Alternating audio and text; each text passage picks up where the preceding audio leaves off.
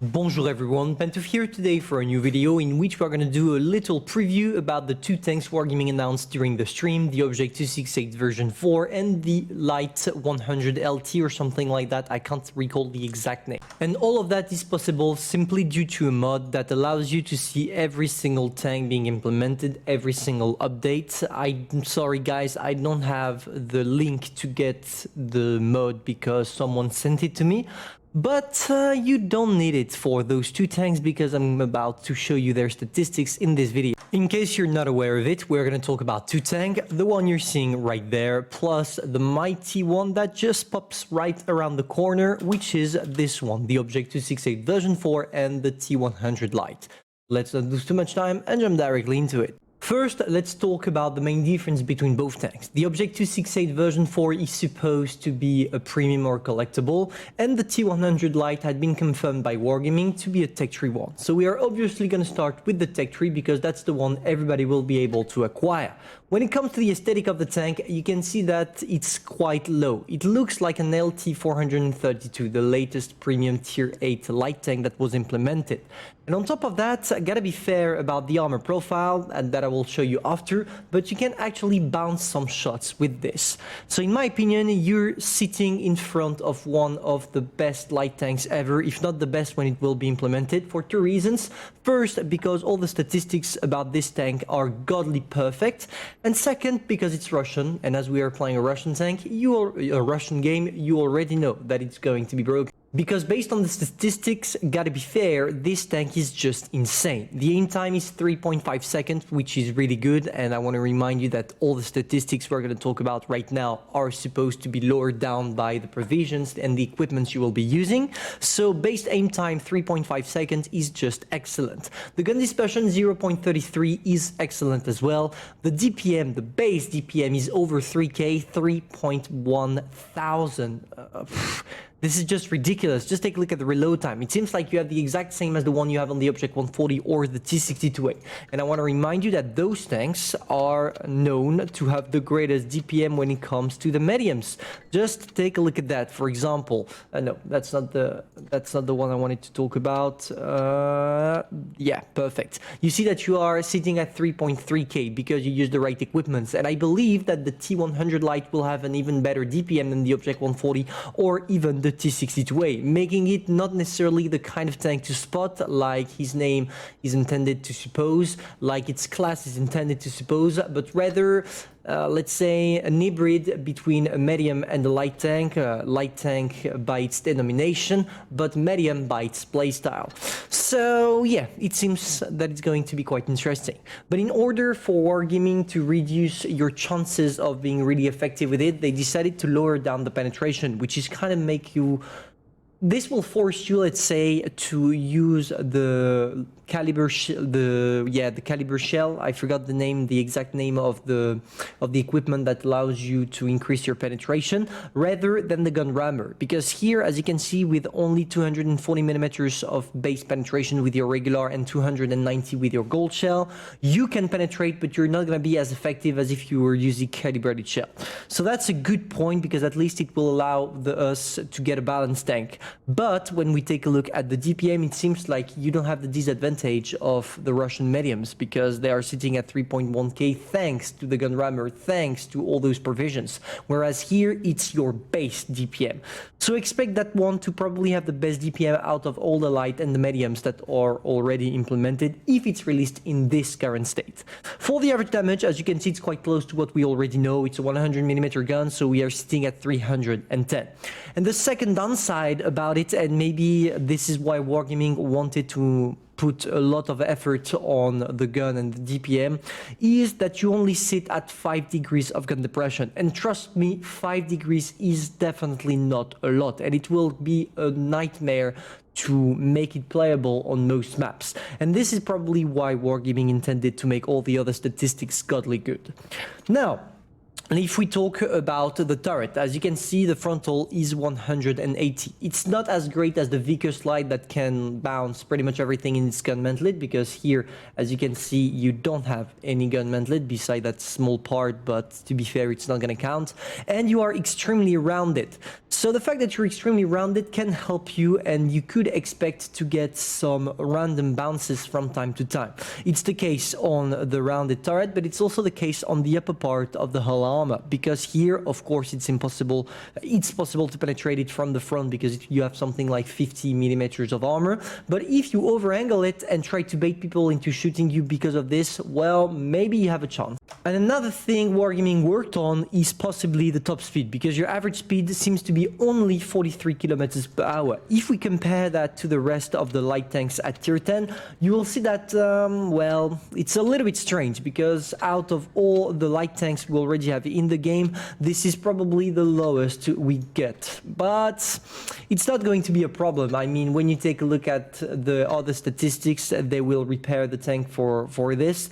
And on top of that, maybe something I forgot to mention, but that is important about it, is that this is the average speed with the tank. But if you use the right provisions, you can climb up to 68 kilometers quite easily. So don't worry, you will still be one of the fastest tanks into the game. Now to finish off on the tracks, nothing else to say beside that the hull turn rate is 56 degrees per second, which is undoubtedly one cool turn rate, but it's logical. I mean, you're playing a light tank, you're supposed to circle and drive around, jump around, so yeah, you needed something like this. Now we enter the OP zone of it. As you can see, this is the armor profile when looked at by a medium at tier 10, I suppose. I truly don't have a clue what is looking at it right now, but I guess if they did the right experimentations, it's obviously a tier 8, tier 10 and not a tier 6 or tier 7, because they will never encounter it. So basically you see that yes, you have an impenetrable gun mantlet, which is logical, but to be fair, as it's only like 2 or 3 centimeters wide, it's not going to be the armor profile to use in case you want to bounce something. But when it comes to the hull, you can see that when you over angle it, you still have a lot of chances to be effective and bounce some shells. For the rest of the tank, it's just a big piece of paper, and it's probably better like that, simply because if it was not the case, that would make it completely broken. So if I had to sum it up, I would tell you that this thing is good but balanced at the same time, because yes, Wargaming put some broken statistics on it, such as the DPM, but it comes to a price, 5 degrees of gun depression, and also the fact that you will need to use calibrated shell in order to penetrate your targets. And all of those little statistics are helping the tank being not broken at all. But trust me, it's still going to be in test, it's gonna enter testing, and all the statistics are subject to change, so maybe Wargaming will make it worse or make it better. Now we're going to talk about the second tank, which will be definitely a nightmare to face and a blessing to play with, because the Object 268 version 4 is something else. You probably already know this tank from World of Tanks PC. I'm 100% sure you already know it, because when it was first introduced, people raved about it so freaking hard. And they were totally right, because that thing is just utterly broken.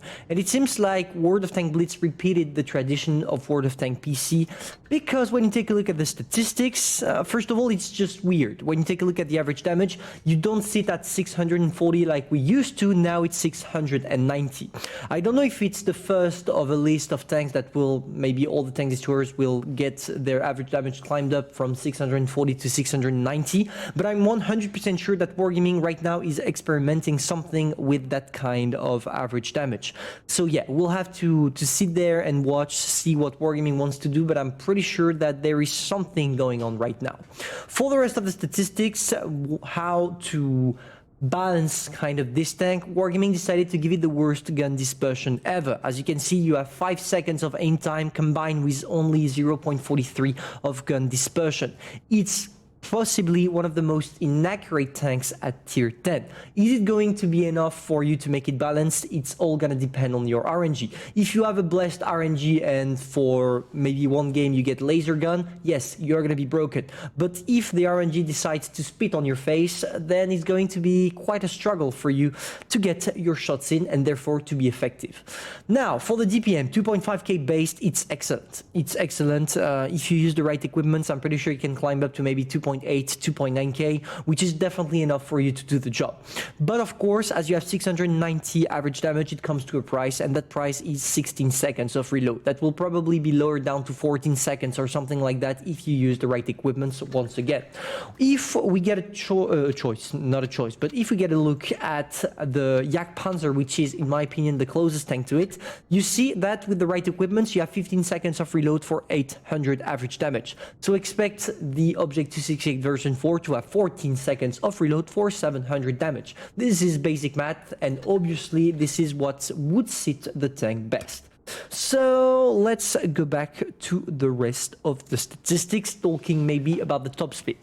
The top speed is insanely good as well. I know that the average speed seems to suck because you're sitting at only 28 kilometers per hour, but trust me, being able to go forward to more than 45 kilometers per hour is more than enough for you to do the job, to be able to play aggressively, to be able to run around the map, etc.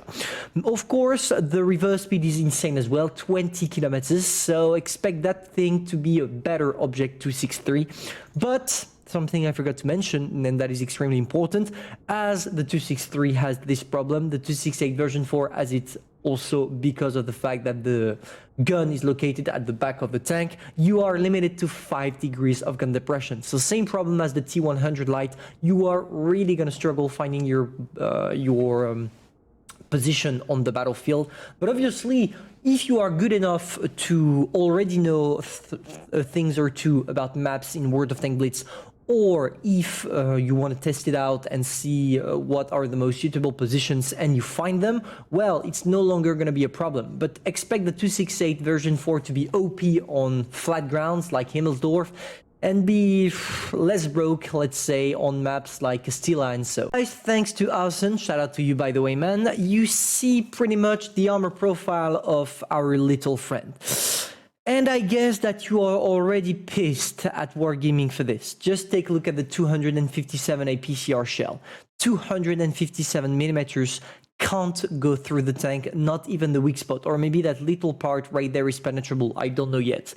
So 271 AP, same problem. 318 the APCR of the IS-7 with calibrated shell, same. The only thing that seems to work is the heat shell with more than 350 millimeters of penetration. So it's going to be a tank against which it's either you use gold shell or you wait patiently for it to destroy you. Is it broken? Totally. Is Wargaming going to keep it that way? I don't have a clue yet, so we'll have to wait for them to decide. Now, to finish off that video, I just want to talk real quick about the new things that are coming. We have the Battle Pass AMX Mustang that will be coming in the next Battle Pass in December. And gotta be fair, I feel like Wargaming did a pretty lazy job because it's literally an AMX 12T with some attachment on top of it. I mean, if you are gonna put these kind of tanks in the game, Wargaming, you better just put an attachment called Christmas on the AMX 12 ton, because here that's literally what you did. For the statistics, nothing too harsh. As you can see, you have a poor accuracy, a poor DPM. I mean, for tier 6, it's fine. An amazing penetration, gotta notice this. A really good gun depression as well, 7 degrees.